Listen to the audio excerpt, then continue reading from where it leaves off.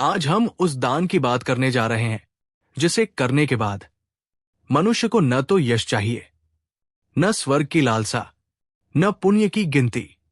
फिर भी शास्त्र कहते हैं यही दान सीधे परमात्मा तक पहुंचता है। लेकिन उससे पहले एक बहुत जरूरी प्रश्न, क्या हर दान समान फल देता है? क्या धन का दान, अन्न का दान, वस्त्र का दान वास्तव में सबसे बड़ा दान है, या शास्त्र कुछ और कहते हैं? गरुड़ पुराण में एक पंक्ति आती है, दान वो नहीं जो हाथ से दिया जाए, दान वह है जो अहंकार से मुक्त हो। यहीं से असली रहस्य शुरू होता है। हमारे समाज में दान को अक्सर दिखावे से जोड़ दिया गया है। बड़ा दान, बड़ी घोषणा, बड़ा दाता, बड़ा नाम। लेकिन शास्त्र कहते हैं जो दान दिखाया गया वो मनुष्य तक पहुंचा, जो दान छिपा रहा वो ईश्वर तक पहुंचा। अब समझिए, महाभारत में कर्ण दानवीर कहलाते हैं। उन्होंने सोना दिया, हाथी दिए, राज्य दिए। फिर भी भगवान कृष्ण ने युधिष्ठिर से कहा, दान में कर्ण महान है पर दान में श्रेष्ठ नहीं। क्यों? क्योंकि दान की श्रेष्ठता वस्तु से नहीं, भाव से तय होती है। अब प्रश्न उठता है, तो सबसे बड़ा दान क्या है? शास्त्र इसका उत्तर सीधे सीधे नहीं देते, वे आपको समझने पर मजबूर करते हैं। भगवद गीता में श्री कृष्ण कहते हैं, जो व्यक्ति किसी प्राणी के दुख को अपना दुख समझ ले वही मुझे प्राप्त होता है। ध्यान दीजिए, यहां कहीं धन नहीं कहा गया, यहां करुणा की बात है। करुणा यानी किसी के दर्द को देखकर मन का पिघल जाना। लेकिन करुणा भी अंतिम उत्तर नहीं है। श्रीमद् भागवत पुराण में आता है, जो भूखे को भोजन देता है वो पुण्य पाता है, पर जो भूखे को अपमान से बचाता है वो मुझे पाता है। यहां दान की परिभाषा बदल जाती है। अब शास्त्र हमें एक एक परत खोलकर सच्चाई तक ले जाते हैं। दान 3 प्रकार का बताया गया है। पहला, सात्विक दान, जो बिना अपेक्षा के किया जाए।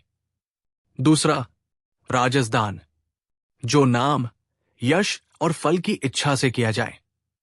तीसरा, तामस दान, जो गलत समय, गलत पात्र को अहंकार से किया जाए। शास्त्र कहते हैं केवल सात्विक दान ईश्वर तक पहुंचता है। लेकिन अभी भी प्रश्न अधूरा है। सात्विक दान में भी सबसे बड़ा कौन सा है? यहां आता है सबसे गहरा शास्त्रीय सत्य। उपनिषद कहते हैं विद्या दान से बढ़कर कोई दान नहीं।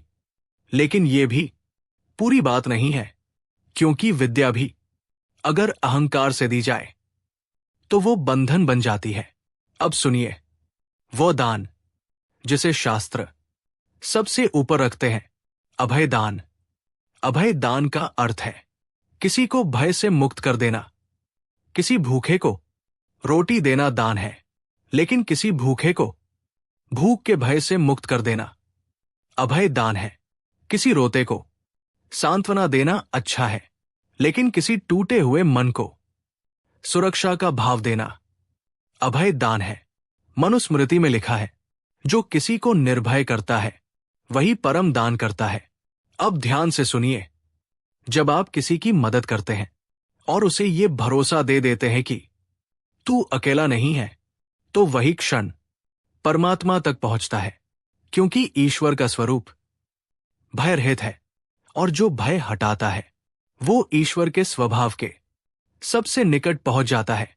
अब समझिए क्यों यह दान सीधे परमात्मा तक पहुंचता है।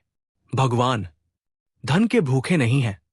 उन्हें वस्त्र नहीं चाहिए, उन्हें अन्न नहीं चाहिए, उन्हें चाहिए मनुष्य का रूपांतरण। और अभयदान मनुष्य को भीतर से बदल देता है। जब आप किसी को डरे हुए जीवन से निकालते हैं तो आप ईश्वर का कार्य कर रहे होते हैं। इसीलिए शास्त्र कहते हैं अभयदान ईश्वर तक सीधे पहुंचता है। अब एक बात बहुत कड़वी है, अभयदान हर कोई नहीं कर सकता, क्योंकि जो खुद डरा हुआ है वो दूसरों का भय कैसे दूर करेगा? इसलिए शास्त्र कहते हैं सबसे पहले अपने भीतर का भय मिटाओ। जब मनुष्य अपने भीतर निर्भय होता है, तभी वह दूसरों को निर्भय कर सकता है। अब समझिए, असली धर्म क्या है। धर्म पूजा नहीं है। धर्म कपड़े नहीं है।